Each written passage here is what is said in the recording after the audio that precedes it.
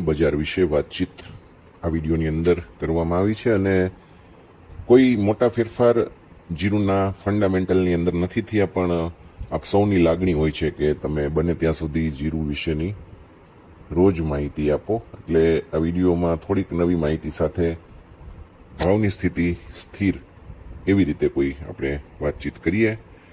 જીરુની બજારમાં છેલ્લા 2 દિવસમાં કોઈ મોટા ફેરફાર નથી થયા. 50-100 રૂપિયાની વધઘટ થયા કરે છે, એ ચાલુ રહી છે.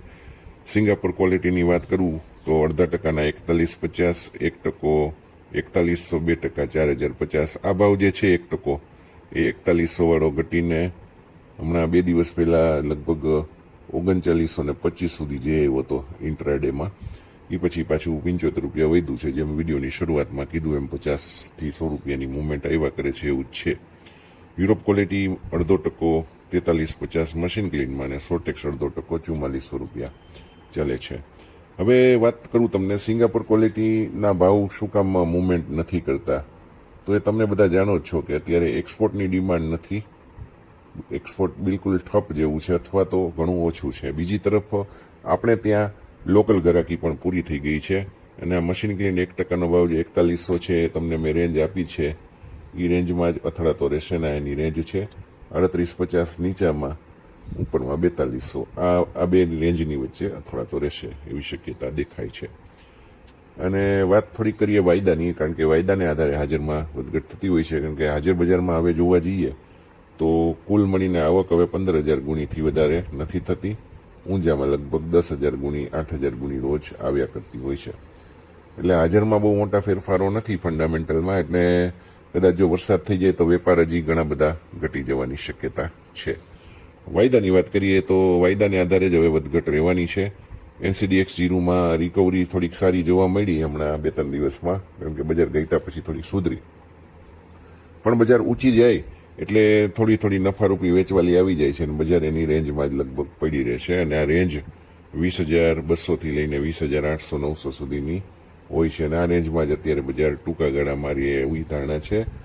બજારનો ટ્રેન્ડ તટસ્થતાથી થોડોક હકારાત્મક છે, અને મધ્યમ ગાળાનો ટ્રેન્ડ તેજીનો દેખાય છે. હાલ પૂરતું બજારમાં અથડામણ રહેશે. ચોમાસાને આધારે વધઘટ વધશે. વાવેતરના રિપોર્ટને આધારે ચોક્કસપણે આગળ જતા ફાયદો થઈ શકે, કારણ કે જીરુના ભાવ અત્યારે એકમાત્ર એવા છે કે જે મસાલામાં અને કોઈ પણ કોમોડિટીમાં બોટમ લેવલ ઉપર છે. બજારને હળવી મૂંઝવણ એ છે કે બજાર ટકી નથી શકતી. રિકવરીના સંકેત છે, પણ 20,800થી ઉપર પકડ નથી આવતી વાયદામાં, એટલા માટે તેજીની પુષ્ટિ નથી થતી. એટલે 20,200-300ની નજીક લગભગ મજબૂત ખરીદી થોડી આવી જાય છે વાયદામાં, અને 20,700-800ના જે નજીકના ભાવ આવે એમાં થોડુંક વેચવાલી આવી જાય છે. તો સપોર્ટ લેવલ અહીંયા 20,250, એ તૂટે તો 20,000નું બને છે, જ્યારે પ્રતિકારક લેવલ 20,800, અને એ વટાવે તો 21,000 બને છે. હવે 20,800 જ્યાં સુધી જળવાઈ રહી અને એની ઉપર બંધ આવે તો આગળ જતા તેજી થાય, અને એ તેજી તમારે થોડીક ટકે અને 21,000 રૂપિયા ઉપર અને 21,200 રૂપિયા સુધીનો ભાવ જઈ શકે, જે મેં અહીંયા તમને બતાવ્યું છે.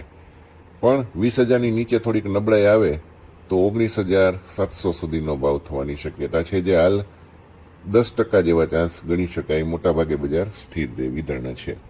હાલ જીરુ રિકવરીના તબક્કામાં છે, પણ આગામી મોટી તેજી માટે 20,800 અને પછી 21,000 પાર કરવા બહુ જરૂરી છે. મિત્રો, વરસાદ આવે તો ગણિતો ચોક્કસ બદલાશે, વરસાદ ન આવે તો પણ બદલાશે. એટલે આપણે એના ઉપર ધ્યાન રાખશું. જીરુ કોઈને વેચવું હોય તો હાલ વેચવાની સલાહ નથી, માત્ર રાહ જોવી જોઈએ.